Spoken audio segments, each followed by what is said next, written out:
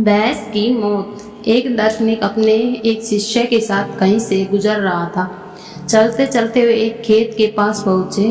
खेत अच्छी जगह स्थित था, लेकिन उसकी हालत देखकर लगता था मानो उसका मालिक उस पर जरा भी ध्यान नहीं देता है। खैर, दोनों को प्यास लगी थी, सो वे एक खेत के बीचों बीच बने एक टूटे फूटे घर के सामने पहुंचे और दरवाजा खटखटाया।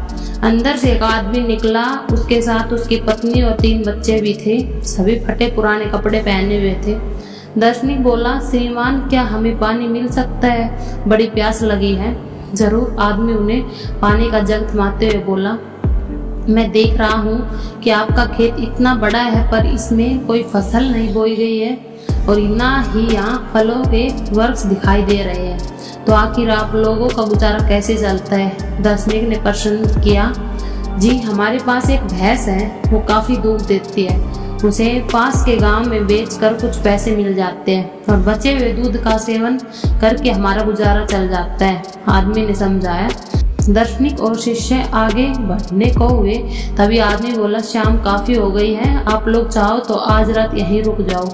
दोनों रुकने को तैयार हो गए। आधी रात के करीब जब सभी गहरी नींद में सो रहे थे, तभी दार्शनिक ने शिष्य को उठाया और बोला, चलो, हमें अभी यहाँ से चलना है और चलने से पहले हम उस आदमी की भैंस को चट्टान से गिराकर मार डालेंगे। शिष्य को अपने गुरु की बात पर यकीन नहीं हो रहा था, पर वो उनकी बात काट भी नहीं सकता था।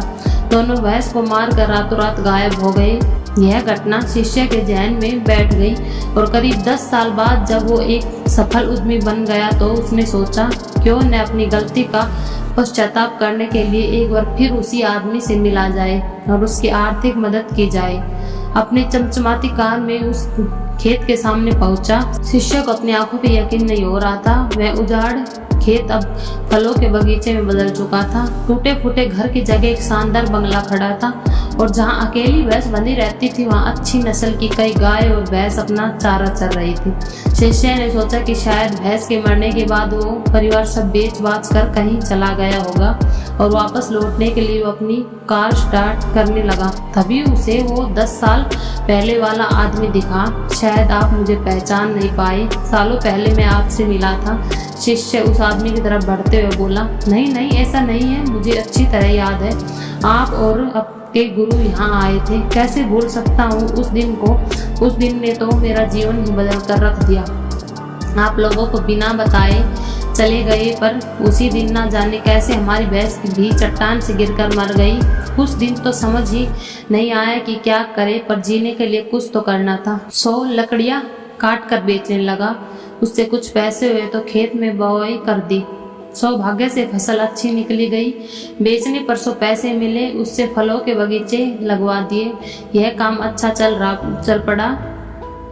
इस समय मैं आसपास के 1000 गांवों से सबसे बड़ा फल व्यापारी हूँ। सचमुच ये सब कुछ ना होता अगर उस भैंस की मौत ना हुई होती। लेकिन यही काम आप पहले भी कर सकते थे? शिष्य ने आश्चर्य से पूछा। आदमी बोला, बिल्कुल कर सकता था, पर तब जिंदगी बिना उतनी मेहनत के आराम से चल रही थी। कभी लगाई नहीं मेरे अंदर इतना कुछ करने की क्षमता है, सो कोशिश ही नहीं की। पर जब भैंस मर गई तब हाथ पांव मारने पड़े और मुझ जैसा गरीब बेहाल इंसान भी एक मुकाम तक पहुंच पाया। आज शिष्य अपने गुरु के उस निर्देश का असली मतलब समझ चुका था और बिना किसी पश्चाताप के वापस लौट पा रहा था।